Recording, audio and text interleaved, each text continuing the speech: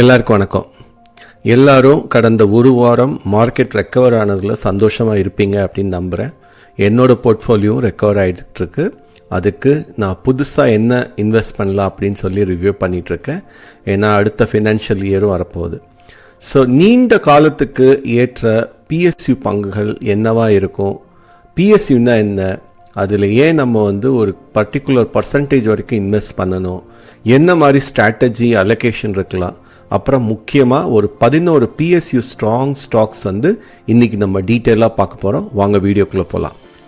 மொதல் பிஎஸ்யூ அப்படின்னா என்னன்னு புரிஞ்சுக்கலாம். பிஎஸ்யூ அப்படிங்கிறது பப்ளிக் செக்டார் அண்டர்டேக்கிங்கோட ஷார்ட் ஃபார்ம் தான் பிஎஸ்யூ. ஸோ பிஎஸ்யூன்னா என்ன அப்படின்னா, ஸோ மெஜாரிட்டியோட ஸ்டேக், அதாவது ஒரு கம்பெனியில் 51% அல்லது அதுக்கும் மேலே கவர்மெண்ட் ஷேர்ஸ் வச்சுருந்ததுன்னா அதுதான் பிஎஸ்யூ. ஸோ பிஎஸ்யூன்னு ஏன் ஒன்று இருக்குது, ஏன்னா ஒரு சில ப்ராடக்ட் அல்லது சர்வீசஸ் கவர்மெண்ட் அதோட கண்ட்ரோலில் இருக்கணும். இல்லைன்னா ப்ரைவேட் ஃபுல் கண்ட்ரோலில் இருந்தால் அவங்க இஷ்டத்துக்கு அநியாயத்துக்கு கூட விலை நிர்ணயம் செய்யலாம். ஸோ அதெல்லாம் தவிர்க்கிறதுக்கு ப்ளஸ் கவர்மெண்ட் ஒரு சிலதை அதோட கண்ட்ரோலில் வச்சுக்கிட்டா தான் எல்லா தரப்பு மக்களுக்கும் அந்த சர்வீசஸ் அல்லது ப்ராடக்ட்ஸ் கொடுக்க முடியும்.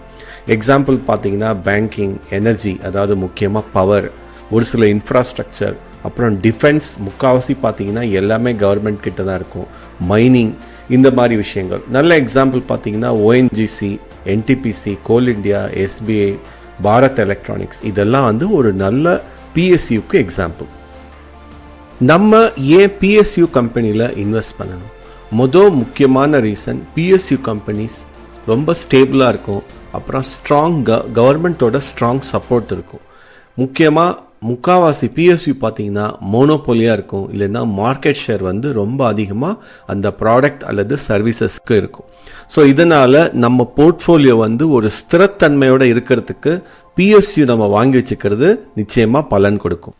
அப்புறம் முக்கியமாக முக்கால்வாசி பிஎஸ்யூஸ் நல்ல டிவிடெண்ட் கொடுக்குற கம்பெனியாக இருக்கும். அது மட்டும் இல்லாமல் லாங் டேர்மும் அதோட டிவிடெண்ட் பே அவுட் ரேஷியோவும் ரொம்ப சூப்பராக இருக்கும். இதனால் ஒரு பேசிவ் இன்வெஸ்டர் சொல்லுவாங்க இல்லையா, அதாவது ஆக்டிவாக இல்லாமல் பணத்தை எஃப்டியில் போடுற மாதிரி தொடர்ந்து போட்டு அந்த டிவிடெண்டை என்ஜாய் பண்ணணும்னு நினைக்கிறவங்களுக்கு இந்த பிஎஸ்யூ கம்பெனிஸ் ரொம்ப உகந்தது. கடந்த 3-4 வருஷத்தில் தான் பிஎஸ்யூஸ்லாம் ரூஃப் டாப்புக்கு போனது ப்ரைஸஸ். மற்றபடி பார்த்தா எப்போதுமே பிஎஸ்சி கம்பெனியோட வேலை எப்போதுமே கீழே தான் இருக்கும். இப்போவும் பார்த்தீங்கன்னா நிறைய ஸ்டாக்ஸ் 10% 50% வரைக்கும் கீழே போயிருக்கு.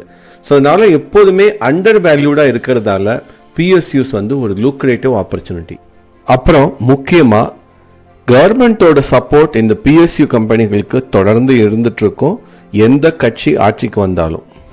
ஒரு சில செக்டார் கவர்மெண்ட்டோட பட்ஜெட்டில் நிறைய அலோகேஷனும் கிடைக்கும். அதனால அந்த ஸ்டாக்ஸ் எப்போதுமே ஹாட்டாக இருக்கும்.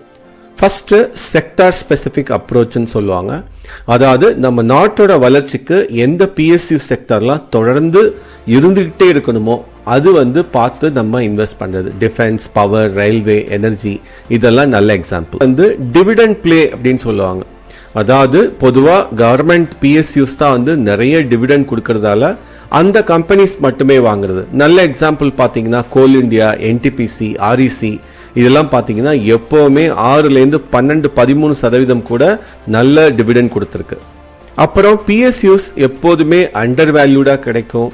கடந்த 3-4 வருஷம் மட்டும்தான் எல்லா பிஎஸ்சியும் ரொம்ப அதிகமாக மேலே போச்சு.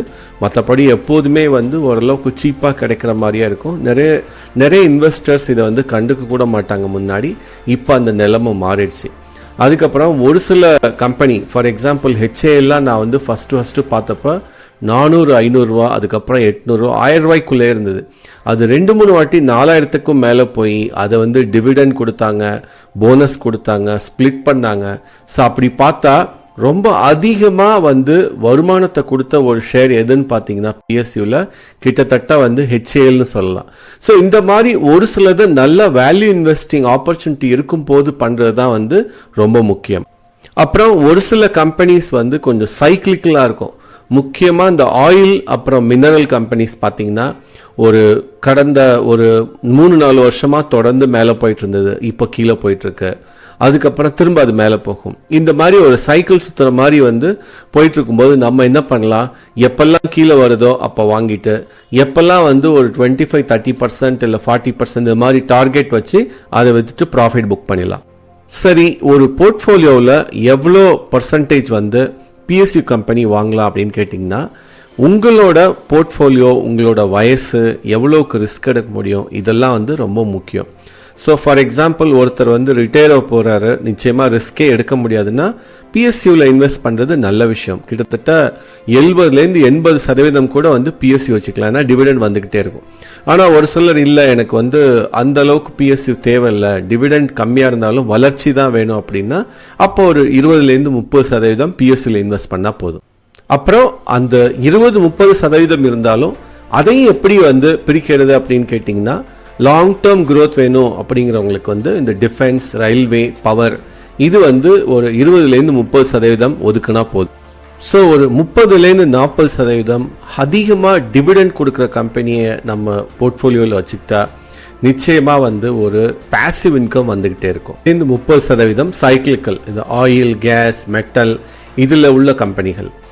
நவரத்னா, மினிரத்னான்னு சொல்லி கிட்டத்தட்ட ஒரு 50 லிஸ்டட் கம்பெனி இருக்கு. அதுக்கும் மேலேயே வந்து அன்லிஸ்டட் கம்பெனிஸ் இருக்கு. நம்ம இன்னைக்கு பார்க்க போகிறது டாப் 11. இது வந்து பை மார்க்கெட் சைஸ் நான் ஆர்டர் பண்ணியிருக்கேன். அது மட்டும் இல்லாமல் புதுசாக ஸ்டார் ரேட்டிங்கும் கொண்டு வந்திருக்கு. அதாவது இந்த பெக் ரேஷியோ, பி ரேஷியோ, அதுக்கப்புறம் அதோட டிவிடெண்ட் டீல், ஃபண்டமெண்டல்ஸ் எல்லாத்தையும் கன்சிடர் பண்ணி ஸ்டார் ரேட்டிங் அதை பேஸ் பண்ணி நம்ம வந்து நிச்சயமாக வந்து எந்த மாதிரி அந்த ஸ்டாக் வந்து பெர்ஃபார்ம் பண்ணும் அப்படிங்கிறத எதிர்பார்க்கலாம். ஸோ இப்போதைக்கு எல்ஐசி நம்பர் 1ல் இருக்குது. அது கிட்டத்தட்ட 35% மேலே கீழே விழுந்திருக்கு. முக்கியமாக எஃப்ஐ ஹோல்டிங்கே இல்லை, ஆனால் இதோட ஃபண்டமெண்டல்ஸ் ரொம்ப strong. P ratio, PEG ratio எல்லாமே சூப்பராக இருக்குது. Number 2 NTPC. இதுவுமே வந்து ஒரு மொனோபொலின்னு சொல்லலாம் தெர்மல் பவர் கொடுக்கறதுல. இதோட பி ரேஷியோ நல்லா இருக்கு, ஆனால் பெக் ரேஷியோ இன்னும் வந்து ப்ரூவ் ஆகணும். ஒன்று கீழே வந்தால் தான் நல்ல என்ட்ரி பாயிண்ட் கிடைக்கும். இப்போதைக்கு ஒரு 22% கீழே வந்திருக்கு. எஃப்ஐ ஹோல்டிங்கும் ஓரளவுக்கு 18% மேலே இருக்கு. மற்றபடி இதோட ஃபண்டமெண்டல் ஸ்ட்ராங் தான் இருந்தாலும் நம்ம வந்து இது வந்து வாட்ச் லிஸ்ட்ல வைக்க வேண்டிய நல்ல கம்பெனி. ஓஎன்ஜிசி 3வது இடம். இதை நிறைய வாட்டி நம்ம ரிவ்யூ பண்ணியிருக்கோம். முக்கியமாக இப்போ ரீசெண்டாக அந்த ஆயில் ஒரு 18,000 சதுர கிலோமீட்டருக்கு கிடைக்க போகிறது. அதுக்கு அதிகமாக பெனிஃபிட் ஆக போகிற ஒரு கம்பெனி எதுன்னு கேட்டால் ஓஎன்ஜிசி. இதோட ஃபண்டமெண்டல்ஸ் ரொம்ப சூப்பராக இருக்குது. டிவிடெண்ட் ஈல்டும் நல்லா இருக்குது. எஃப்ஐ ஹோல்டிங் ஜாஸ்தி கிடையாது. நல்ல ஒரு 30% ஆல் டைம் ஹைலேருந்து கீழே வந்து ஒரு நல்ல இன்ட்ரின்சிக் வேல்யூவோட லுக்ரேட்டிவ் ஆப்பர்ச்சுனிட்டியாக இருக்குது. Power grid one of the favourite ஸ்டாக்குன்னு சொல்லலாம். இதுதான் வந்து என் லைஃப்பில் ஃபஸ்ட்டு ஐபிஓவில் வாங்கின ஒரு ஸ்டாக்கு. இப்போதைக்கு இதோட பெக் ரேஷியோ ஜாஸ்தியாக இருக்குது, பி ரேஷியோ லுக்ரேட்டிவாக இருக்குது. இதோட ஃபண்டமெண்டல்ஸ் எப்போதுமே ஸ்ட்ராங் இருந்தாலும் ஒரு 23% ஹைலேருந்து கீழே விழுந்திருக்கு. இன்னமும் கீழே விழறதுக்கு வாய்ப்புகள் இருக்குது. ஸோ எப்போதுமே பெக் ரேஷியோ 0 to 1 இருந்தால் நமக்கு வந்து ரொம்ப சீப்பாக கிடைக்குதுன்னு அர்த்தம். ஆனால் ஒரு சில ஸ்டாக்ஸ் வந்து அந்த அளவுக்கு கீழே வராது, ஏன்னா வந்து எப்போதுமே அதோட டிமாண்ட் இருக்கும். ஏன்னா கிட்டத்தட்ட இந்தியாவில் இருக்கிற 85% பவர் டிஸ்ட்ரிபியூஷன் பவர் கிரிட் தான் பண்ணுறதால இது வந்து அவ்வளோ ஈஸியாக கீழே வர முடியாத ஒரு ஸ்டாக். இப்போதைக்கு திரும்ப ரெக்கவர் ஆகிட்டு இருக்கு. ஹிந்துஸ்தான் ஏரோநாட்டிக்ஸ், சிம்பிளி HAL, இதுதான் வந்து இந்த லிஸ்ட்லேயே இருக்கிற என்னோட ஃபேவரட் ஸ்டாக்குன்னு நான் சொல்லுவேன். ஸ்டார் ரேட்டிங்கும் பார்த்தீங்கன்னா ஓஎன்ஜிசி, கோல் இண்டியாவுக்கு அப்புறம் HALக்கு தான் வந்து 5 ஸ்டார் இருக்குது. என்ன ரீசன்னா இதோட B ratio, industry B ratio கவனிங்க, ரொம்ப கம்மி. அதோட ஃபண்டமெண்டல்ஸ் ரொம்ப ஸ்ட்ராங். டிவிடெண்ட் பெருசாக கிடைக்காது, ஆனால் இந்த ஸ்டாக் பார்த்தீங்கன்னா multiple times all time high touch ஆகி அதுக்கப்புறம் ஸ்பிளிட் ஆகி இல்லைன்னா போனஸ் கிடைச்சி கீழே விழுந்திருக்கு. அதுக்கப்புறம் இப்போ ரொம்ப நல்ல ஒரு 32% கீழே விழுந்திருக்கு. ஸோ சரியான ஆப்பர்ச்சுனிட்டி, இப்போ ரெக்கவரும் ஆக ஆரம்பிச்சிருக்கு. இது வந்து பிடிக்க முடியாமல் போகக்கூடிய ஒரு நல்ல ஸ்டாக். கோல் இண்டியா 6வது இடம். இதுவுமே வந்து ஒரு மோனோபொலி ஸ்டாக். கிட்டத்தட்ட உலகத்திலே 2வது மிகப்பெரிய கோல் மைனிங் கம்பெனி. அப்புறம் நல்லா வந்து 400க்கு கீழே போன இந்த ஸ்டாக் இப்போதைக்கு ரெக்கவர் ஆக ஆரம்பிச்சிருக்கு. முக்கியமாக இதோட பி ரேஷியோ, பெக் ரேஷியோ ரொம்ப லுக்ரேட்டிவாக இருக்குது. எல்லா ஃபண்டமெண்டல்ஸும் ரொம்ப ஸ்ட்ராங்காக இருக்குது. பாரத் எலக்ட்ரானிக்ஸ் முக்கியமான டிஃபென்ஸ் ஸ்டாக். HALக்கு அப்புறம் இப்போதைக்கு பி ரேஷியோ இண்டஸ்ட்ரி பியை விட கம்மியாக இருந்தாலும் பெக் ரேஷியோ ரொம்ப ஜாஸ்தியாக இருக்குது. ஒரு 13% கீழே விழுந்திருக்கு. இதுவுமே வந்து ஒரு போர்ட்ஃபோலியோவில் இருக்க வேண்டிய சூப்பரான ஸ்டாக் லாங் டேர்ம் ஹோல்டிங்க்கு. கெயில் இன்னொரு மோனோபோலி ஸ்டாக் கிட்டத்தட்ட 30% கீழே விழுந்திருக்கு. இப்போதைக்கு பி ரேஷியோ நல்லா இருக்கு, பெக் ரேஷியோ நல்லா இம்ப்ரூவ் ஆயிருக்கு. ஸோ மற்றபடி இதோட ஃபண்டமெண்டல்ஸ் எல்லாமே சூப்பராக இருக்கு.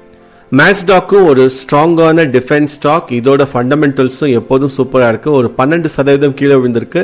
இப்போதைக்கு P ratio PEG ratio improve ஆயிட்டு இருக்கு. எஃப்ஐ ஹோல்டிங் ஜாஸ்தி இல்லாத ஒரு டிஃபென்ஸ் ஸ்டாக். ஸோ வாட்ச் லிஸ்ட்ல வைங்க. ஆயில் இந்தியா கிட்டத்தட்ட ஆல் டைம் ஹைலேருந்து பாதி விலைக்கு வந்துருச்சு. இருந்தாலும் இதோட ஃபண்டமெண்டல்ஸ் ரொம்ப ரொம்ப strong. P ratio PEG ratio எல்லாமே ரொம்ப லுக்ரேட்டிவாக ரைட்டான ஆப்பர்ச்சுனிட்டியாக தோணுது. மற்றபடி EPS ROE ROCE intrinsic value எல்லாமே சூப்பராக இருக்கு. ஸோ இதுவும் ஒரு லாங் டேர்ம் வியூக்கு அப்ஸ்ட்ரீம் ஆயில் ஸ்டாக் அப்படின்னு சொல்லலாம்.